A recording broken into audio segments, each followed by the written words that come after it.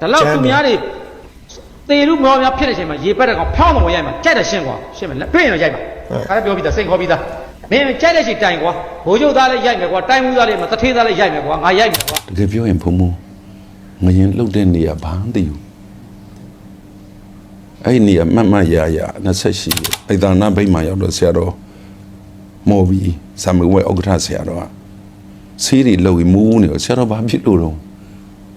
ငရင်လှုပ်သွားတာငရင်ဘယ်တော့မှလှုပ်တာတော့ပေါ့ဆိုတော့အခုပဲလှုပ်တော့ဥစိကေနာမသိဘူးလားတော့သိဘူးဖျားလို့အဲ့လိုပေါ့တချို့ဆိုအံ့စရာကောင်းတာငရင်လှုပ်လို့လုံမန်းတော့မသိလိုက်ကြတဲ့လူတွေလည်းရှိတယ်လေသူအနိဋ္ဌာယုံမကြုံရရင်ကောင်းတာပေါ့လေနောက်ထပ်သတင်းတစ်ပုဒ်အနေနဲ့တကြံအကျိုးအနေနဲ့အကျဉ်းသား90ကျော်လွန်ငင်းပေးခဲ့လို့တကြံရက်တွေမှာပါဆက်လက်လွန်ငင်းပေးမယ်လို့သတင်းတွေထွက်ပေါ်နေတဲ့သတင်းကိုတင်ဆက်ပေးပါမယ်ရှင်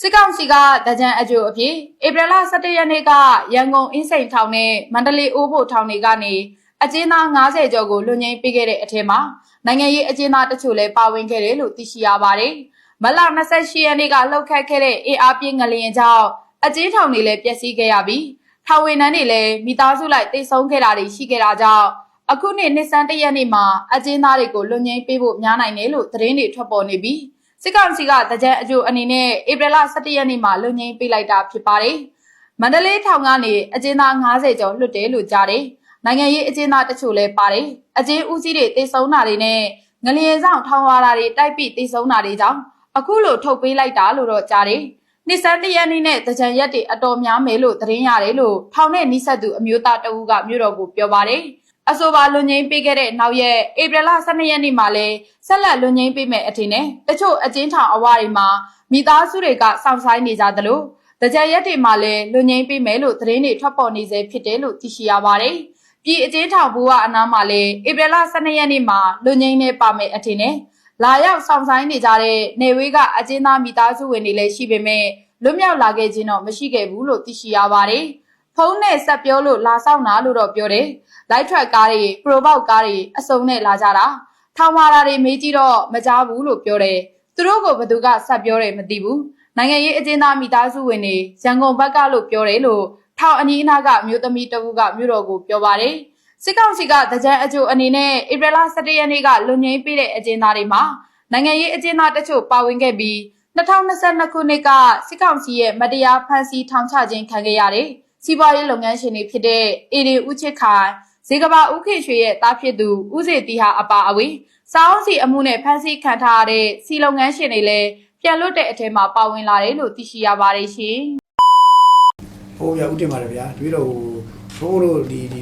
ဟိုအလင်းကြီးစဖြစ်နေကြဘိုးမနာမနေလိုက်ပြီးတော့စူးစမ်းပန်းလုပ်နေတာတွေ့ရပါတယ်ဗျာ။ဘုံဘာတွေလောက်ထားခဲ့တယ်ဘယ်လိုကြောက်စဖြစ်တဲ့နေရာနေဘုံလှုပ်ရှားမှုတွေဒီလိုသိပြစီဗျာတကယ်ပြောရင်ဖုံဖုံငရင်လှုပ်တဲ့နေရာဘာမှမသိဘူးအဲ့ဒီနေရာမှတ်မှတ်ရရ28ရက်ကနေရဘုံမတို့ BB ဆိုင်ရာထေရဝါဒဗုဒ္ဓသာနာပြုတက္ကသိုလ်မှာလည်း PhD entrance ဝင်ခွင့်ရှိတယ်နိုင်ငံသားတွေရောမြန်မာတွေရောရဟန်းတန်ခါသီလရှင်တွေရောအဲ့ဒါတနာကြီးမှစမှာဟိုမိုဘီကအစိုးရပထမပြန်ဓမ္မစရိယစာမေးပွဲကြီးကြတော့အဲ့ဒါက12နာရီစမှာအဲ့ဒါဘုံမွာဇမွေးနှစ်ခုကဆက်ဆက်ဟိုဘောကိုတောင်ရှိတော့ဟိုဘက်ကိုစော်ကြီးသွားလိုက်တာ12နာရီဆုံးစားပြီးမှသွားတာပေါ့သွားတော့စာပြေဌာနနေရာရွှေ့ထားတာမသိပဲနဲ့ကားလမ်းမသွားလို့ကိုယ်လိုက်တဲ့အချိန်မှာလှုပ်တယ်လို့ထင်ရတာပေါ့လေကိုလည်းမသိပါဘူးချောင်းရောက်တော့အိဒါနာဘိတ်မှာရောက်တော့ဆရာတော်မော်ဘီဆာမွေဥက္ကဋ္ဌဆရာတော်ကဆေးတွေလှုပ်ပြီးမူးနေတော့ဆရာတော်ဘာဖြစ်လို့တော့ငရင်လှုပ်သွားတာငရင်ဘယ်တော့မှလှုပ်တာတော့ပေါ့ဆိုတော့အခုပဲလှုပ်တော့ဥစိကေနာမသိဘူးလားတော့သိဘူးဖျားလို့အဲ့လိုပေါ့တချို့ဆိုအံ့စရာကောင်းတာငရင်လှုပ်လို့လုံမန်းတော့မသိလိုက်ကြတဲ့လူတွေလည်းရှိတယ်လေသူအနိဋ္ဌာယုံမကြုံရရင်ကောင်းတာပေါ့လေအိဋ္ဌာယုံပဲကြုံရစီခြင်းတာလောကမှာအဲ့ဒီအချိန်မှာတီတူကျေးဇူးတော်ရှင်တီတူဆရာတော်ဘုရားကြီးကတပည့်တွေကိုငရင်လှုပ်ပြီးတဲ့ကြားကလေးကတနားကြီးလောက်ကလေးကဆရာတော်ကြီးကစကိုင်းပြန်နဲ့ပြောတာ ဆရာတော်ဘုရားရဲ့ဟိုမှာမျက်စိခွဲနေတာလေအဲ့ဒါနဲ့ဒီကဘိုင်ကောတို့ဘာတို့ကိုအကြီးတွေရောအငယ်တွေရောနောင်တော်ညီတို့ဦးစိကနာပြင်းမထားနဲ့နော်နောက်စကိုင်းကဒီလိုမောင်များဆက်ကြအကြောင်းဆရာတော်ကလည်းနောင်တော်ကြီးလာပါအောင်အကုန်လုံးပေါ်လီဆက်ကြတာဖုန်းနေနဲ့ဖုန်းနေလည်းတကယ်တမ်းကြတော့လိုက်မကောင်းတော့ဦးဖြစ်သွားပြီတော့အဲ့ဒါနဲ့အဲ့ဒီနေ့ကတော့ဘုံမဆာမွေးဝဲနှစ်ခုနဲ့ဘလုံးမတက်လို့မရဘူးလေနောက်နေ့မနေ့4 နာရီမှတက်လာခဲ့ရအဲ့တော့ဒီကစကိုင်းတကယ်မြေပြင်ဘာလို့သလဲဆိုတော့သူတို့ကဂရိန်းနဲ့ပဲဟိုးအေးရအောင်လုံးမယ်ဟေးလို့ဂရိန်းရောပဲဟိုးရောကုန်းလုံးဖုံဟိုလောက်ပါတယ်ဖုံတကားရီอ่ะတော်ကြပါတယ်သူတို့နေရနေပို့ပေးတာအဲ့တော့အဲ့မနေ့4 နာရီတက်လာလိုက်တာလမ်းအောင်လမ်းတစ်တလူတွေသွားနေရနေပြီးတော့ဒီစကိုင်းရောက်တော့အဲ့ဒါကြီးတွေဇက်ကူရတာပဲဇက်ကလည်းဇက်ပိုင်ရှင်တွေရလေကျေးဇူးတင်ပါတယ်လေအကုန်လုံးကိုဘယ်လိုပြောရမှမသိဘူးဇက်စိတ်ဆိုတာရှိမှမရှိခဲ့တာလေအဲ့ဒါနဲ့ဖုံတီလူကဆရာတော်ဒေါက်တာညာနာဝရလေးနဲ့သူ့တာအာကိုပြီးတော့သူနဲ့နှစ်ပါးအဲ့ဒါစီစဉ်တော့ဇက်ကူးပြစ်တာအဲ့ဒါည12 နာရီဒီအလုံးလုံးကြတယ်ဖုံဟိုလိုပြောရင်တော့တန်းဖြုတ်ကြပါလေရဲတွေရောစက်သားတွေရောအကုန်လုံးအဲ့ဝေယဝဆအိုးပါလေကုညီအသင်းတွေရောတရက်တည်းမဟုတ်ဘူးနောက်နေ့လောက်ရမှာ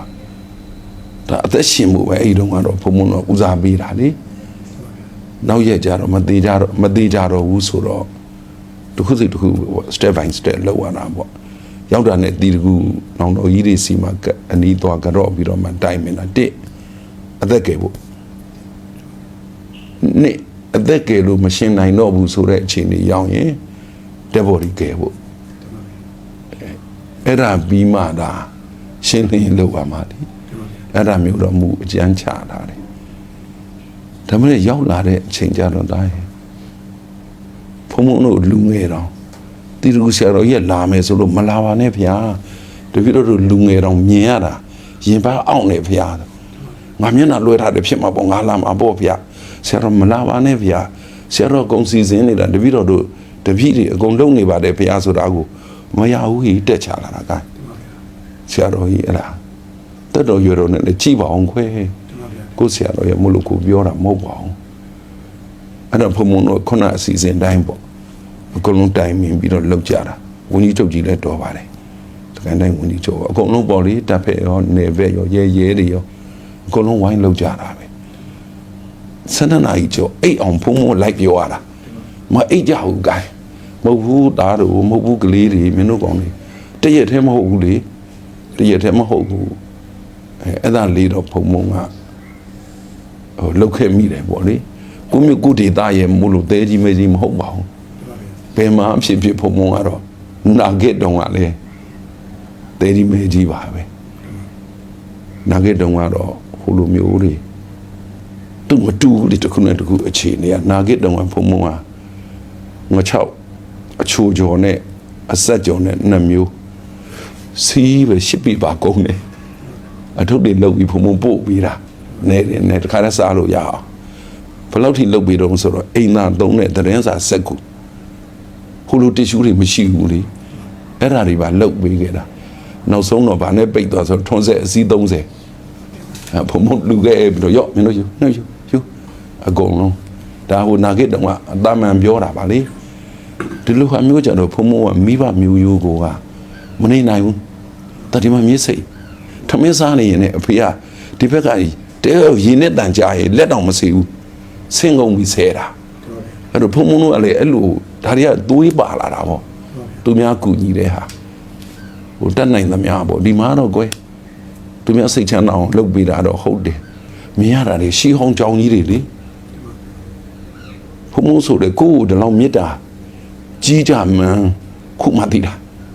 အရင်တလောက်မထင်တာဘူးလေဟာဦးစင်းလေးတစ်ပါးဆိုဆိုင်ကယ်နဲ့လေလိုက်တာနောက်ကထိုင်ပြီးတော့လေဖုံအတင်းဆွဲညာကြီး7 နာရီတော့ဒီသူတို့ကြောင့်လိုက်ပါငိုကြရှာတာကတိရချင်းဆရာလေးတွေလည်းငိုကြရှာတာဘုံရုပ်ကလေးကြီးပြီးနေမြင်းနေရတာအဲ့ဒါကြီးကိုအကုန်လုံးဖောက်